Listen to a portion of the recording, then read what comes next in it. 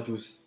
L'un des projets les plus importants de la vie du Ben Ishraï en tant que décisionnaire dans le domaine de la halacha, ça a été de trancher selon l'opinion qui est stipulée dans les écrits du Harizal, dans le Rashash et en général selon les enseignements de la Kabbalah. Et les halachot du Ben Ishraï ne sont pas destinés seulement à un groupe restreint d'érudits, de sages, de Talmidei Chachamim, mais au contraire, le Ben Ishraï avait pour vocation de répandre ces enseignements à toute la communauté et que tout le peuple applique la Torah et accomplisse les commandements, les mitzvot, conformément à ce que nous enseignent les sages dans les secrets de la Torah. Et c'est un petit peu dans le même esprit que Bezrat Hashem, nous allons essayer de retransmettre les enseignements du Ben Ishraï concernant des sujets de la vie de tous les jours, des sujets qui sont communs, qui se répètent. Et pour toutes ces actions-là que nous accomplissons, on va essayer d'apporter un nouvel éclairage avec la profondeur des choses telle qu'elle est expliquée par le Ben Ishraï. Le premier sujet, le premier thème plutôt, par lequel nous allons commencer, c'est la Hamida, le Shmona Esrei, cette prière que nous récitons 3 fois par jour.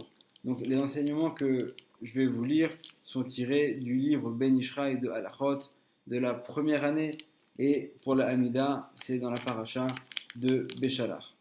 Le Ben Ishraï nous enseigne que le matin, avant de dire les mots Baruch Ata Hashem Gaal Israël, donc béni sois-tu Hashem qui libère Israël, on devra toucher les téphilines de la tête. Pourquoi ? Parce qu'en fait, les téphilines de la tête représentent dans les mondes supérieurs le monde le plus haut que nous connaissons, qui est le Olam Ha'atzilut. Pour rappel, il y a en fait 4 mondes spirituels. Du bas vers le haut, c'est le Olam Ha'asiya, dans lequel nous nous trouvons. Notre globe terrestre se trouve au plus bas niveau du Olam Ha'asiya. Le Olam Ha'yetzira, qui est au-dessus de lui, le Olam Ha'briya, qui est encore au-dessus, puis le Olam Ha'atzilut, duquel viennent la source de nos âmes et qui est le niveau le plus élevé. Et en fait, donc, étant donné que la Hamida représente également ce monde-là qui est le plus élevé, et également les téphilines de la tête que nous mettons représentent elles aussi ce même monde, alors on a pour coutume, au moment où on va commencer la Hamida, d'embrasser les téphilines de la tête.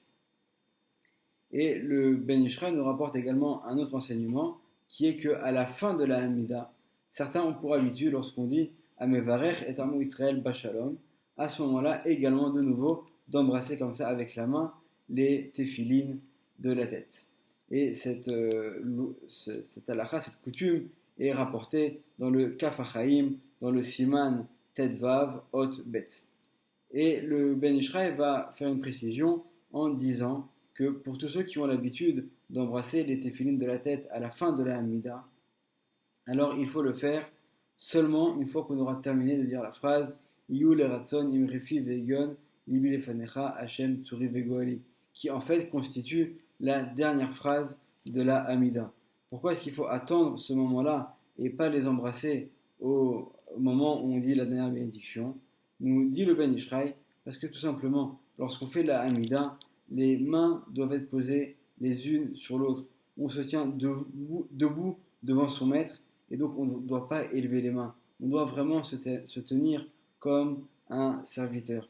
Et c'est donc également un enseignement pour nous, bien que nous ayons tous les jours cette prière à faire de la Hamida 3 fois par jour, malgré tout, on voit, selon les enseignements du Ben Ishraï, que c'est à chaque fois une nouvelle rencontre avec Hachem et qu'on doit donc vraiment se comporter à ce moment-là comme des serviteurs qui se présentent devant leur maître. Bracha ve'atzlacha.